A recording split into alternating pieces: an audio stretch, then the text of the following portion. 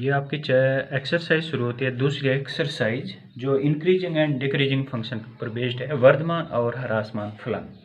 तो कैसे समझेंगे आप, ये समझ लीजिएगा कि x और y के एक इक्वेशन से आपने ग्राफ ड्रॉ किया। ये ग्राफ इस तरीके से है, आपने कोई पॉइंट लिया, उस पॉइंट से लंब डाल दीजिएगा।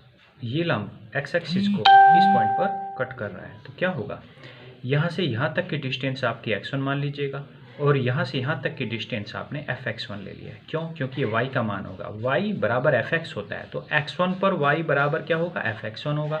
यहाँ से यहाँ तक की डिस्टेंस लेंगे x2, ये तो यहाँ से यहाँ तक की डिस्टेंस क्या हो जाएगी, fx2।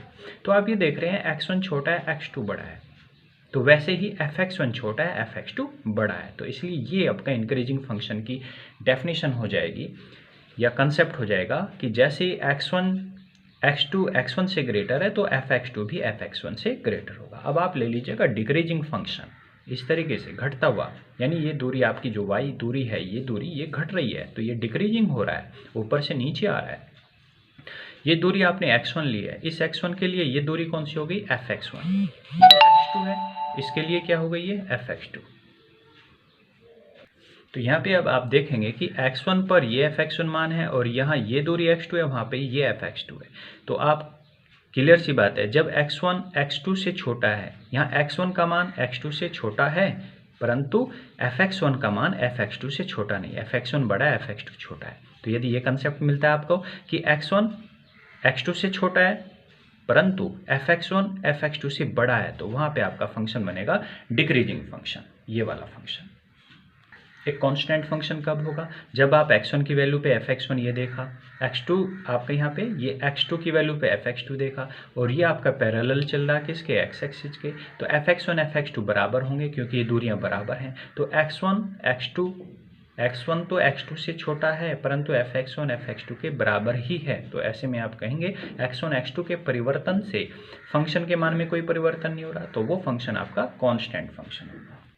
यहाँ आपको डेफिनेशन से समझा दिया। इंक्रीजिंग फंक्शन यदि x1 x2 से छोटा है तो आपने प्राप्त किया था fx1 छोटा होगा fx2 से, x1 छोटा x2 से तो fx1 भी fx2 से छोटा होगा। डिक्रीजिंग फंक्शन में x1 x2 से छोटा है, लेकिन यहाँ उल्टा हो जाएगा, fx1 बड़ा हो जाएगा fx2 से।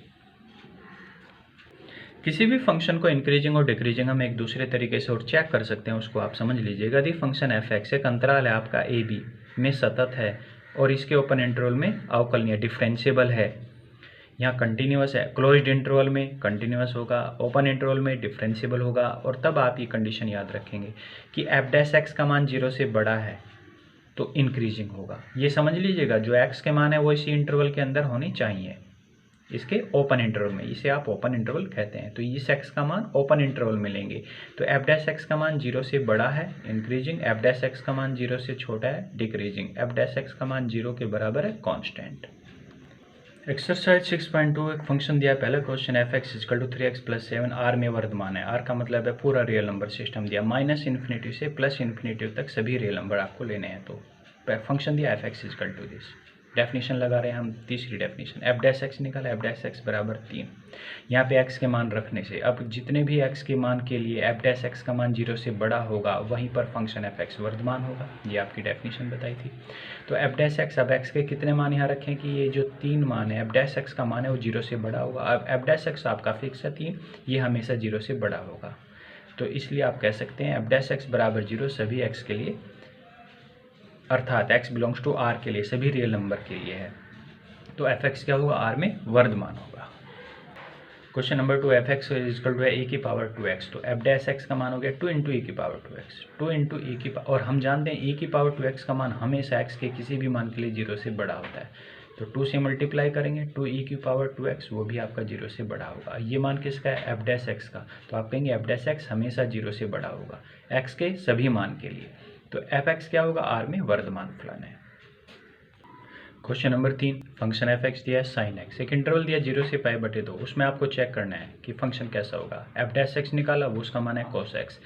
अब यहाँ पे x के मान आप 0 से π/2 के बीच में रखेंगे, तो f' हम जानते हैं कि x के जितने भी ये सभी मान यहाँ रखोगे तो यहाँ रखोगे, इसका मान हमेशा पॉजिटिव आएगा, तो यानी f' का मान 0 से बड़ा हो गया, जो सभी x के लिए दिखाई दे रहा है। तो अतः आप क्या कह सकते हैं, fx जो होगा इस इंटरवल में वर्धमान है। अब आप लेंगे बी पॉइंट, जो इंटरवल दिया है पाई बटे 2 से पाई, फंक्शन आपका वही रहेगा, फंक्शन एफ एक्स आपका है साइन एक्स ही। एफ डैश एक्स निकालेंगे जिसका मान कोस एक्स है। अब आप क्या करेंगे, एफ डैश एक्स में ये मान यहाँ रखोगे। अब आप जानते हैं पाई बटे 2 से पाई सेकंड क्वाड्रेंट है, जिसका मान जिसमें कोस एक्स निगेटिव होता है, तो ये मान यहाँ रखने से क्या होगा कि ये निगेटिव होगा। तो एफ डैश एक्स का मान 0 से छोटा है सभी एक्स के लिए जो यहाँ से लिए जाएंगे। तो एफ डैश एक्स 0 से छोटा है इस इंटरवल के लिए, तो फंक्शन एफ एक्स आपका इस इंटरवल में ह्रासमान हो जाएगा।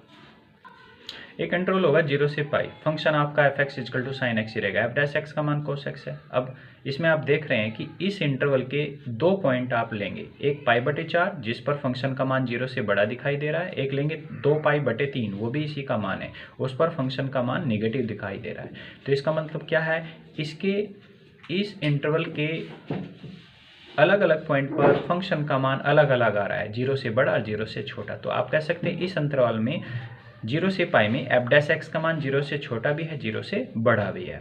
तो एफ एक्स का मान जो होगा इस इंटरवल में न तो वर्धमान होगा और न ही ह्रासमान होगा।